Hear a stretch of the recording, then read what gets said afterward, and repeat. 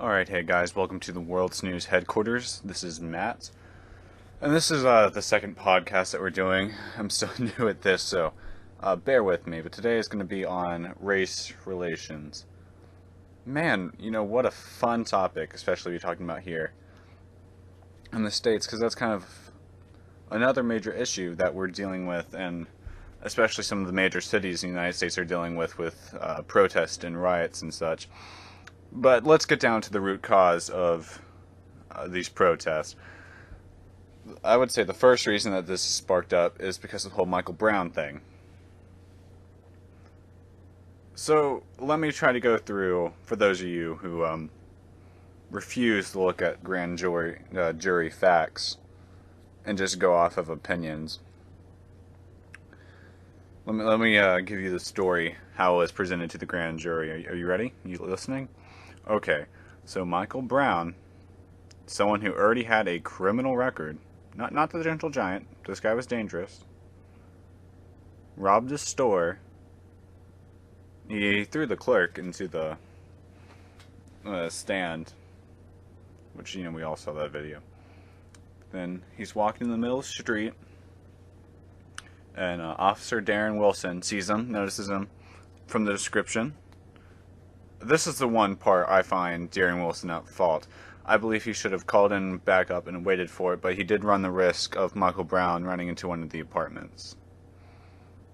But I believe if he is in that such a dangerous area, he definitely should have had backup. Besides that, I find him completely in the clear. Okay.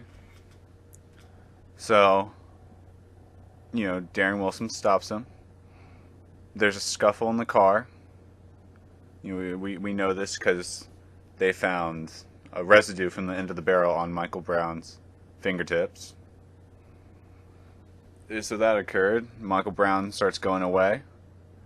He turns around and starts charging at Darren Wilson, in which Darren Wilson proceeds to shoot him. What happened next, I know a whole bunch of people are not happy with how long his body laid out. Apparently something with pictures not being taken to protocol. Things like that. But according to witnesses and forensic evidence, that is what happened. It would not have mattered if he was white, black, Hispanic. That doesn't matter. That had nothing to do with it. If you're punching a cop violently, charging at him, I don't care who you are, white, black, Hispanic, Asian, I honestly don't care. You're probably getting shot. And the cop is in his right to do that because, it's self-defense. So that all happened, and, no justice, no peace, which I always thought it was no Jesus, no peace. Apparently they tried to tie Michael Brown into Jesus somehow at the time he died and the time Jesus died. Things like that. I don't know. It gets weird what they try to do. But we see people like Obama and Al Sharpton just lighting the fires. Talking about, age-old racism. Things happened 50s, 60s, 70s. That's wonderful. Instead of coming together now, we're talking about the past. When we can't get together, we cannot go back and change the past. We can only change the future. So why don't we focus on what we're doing today to help make it a better world for our children? Because I guarantee you, going out there and robbing stores is not helping. I know that's died down a lot, but still, I would say the fervor is still there. Okay, then you have the whole Eric Gardner case. I believe it was his wife or daughter. It was his wife. Said it's not a race issue. Eric Gardner's had a couple run-ins with the cops in New York. Cigarettes, so it's really expensive up there. Taxed and such, so, the state gets a lot of money. So that was the whole issue.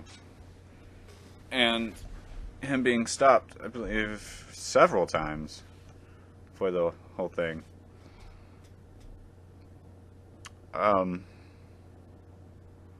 But another reason we know it's not racism is because an African American police supervisor was there at the scene when this was all going down. And it still proceeded. We all saw the video. No one really made an attempt to stop the police officer. Now you can argue that as police brutality. I could see it. Not at all the whole Michael Brown thing. I believe Darren Wilson was completely in the right. And I stand by that. I stand by the cops. I'm a big supporter of the cops. I have cops in my family. I have friends that are cops. I just hate to see the disrespect turned toward them. And all these people are getting on a majority for the minority's work. A minority of the cops do something wrong, according to the protesters. And so we have to get rid of all the cops that do their jobs to protect these people. I think this is also a two-way street. That also, there are some calm protesters out there who really believe in their cause and what they're fighting for, and there are others out there that think they're helping their cause, but they're really destroying it. I had a wonderful conversation with the CEO of Jackson Free Press over Twitter. I always get in political debates on Twitter. It happens. But she started saying, when I started bringing up facts, from the CDC, I brought up some statistics from the CDC, and she swears she didn't call me racist, but she told me I had the old way of thinking. Now, we've all been taught that, and we need to turn back. I literally quoted the CDC. I don't see the CDC being racist. This is the problem. People are taking things that are not racist, and they're saying it's racist. To me, that hurts their cause. Because it takes away from things that are really racist. To those scumbags who really do hate people because of their skin color. And that's the real shame there, that they are fundamentally tearing down their cause and pretty much everything they stand for, and it's stupid. There's no other word for it. If you go around saying everything's racist, it's a stupid argument. It's really hard to back up. I swear today you could say 2 plus 2 is equal to 4, and somehow that's oppressive to numbers 3 and 5. People are just oversensitive. It's crazy. But just the more people focus on race, the more it divides us. And I think it's weird that the people who are always talking about we need to end racism are the ones who keep bringing it up and making everything a race issue. Whereas people on the right, like myself, we look at the facts and see everything. Okay, is this really a race issue? Is it not? Is it just... Are there other factors? What all apparently went on? What all is going on? While people on the left are so quick to jump to the assumption of race. That goes for everything.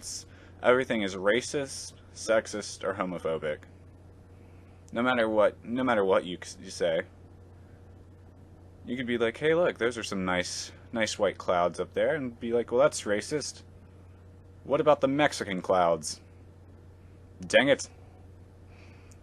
Like, I've never seen a Mexican cloud. I also haven't seen a Caucasian cloud. I'd pay to see that. But just the more and more we talk about race, I believe the more it divides us. But we also can't forget who we are. We all have history that we are all are either proud or ashamed of. I am proud of my family history. I have pastors and lumbermen. A whole bunch of hardworking Americans. And, some people don't. But I do not believe we should be punished for what our ancestors may or may not have done. It's crazy. And I believe it was Chris Rock who brought up the argument, well, how come you can inherit money from your ancestors? Because the ancestors worked hard to get me money. One day when I have a job, I'm going to put money aside for my ancestors and hope that they're able to see some of that. I want to be able to supply for my future generations. My acts toward other people may not necessarily be reflected in that, but I hope they are proud of who I am, who I was. Let's all come together and just stop calling everything racist and come together as the human race, as Americans.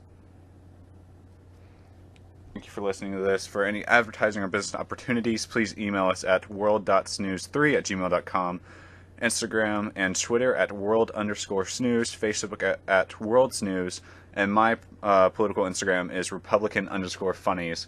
Have a good day, and God bless.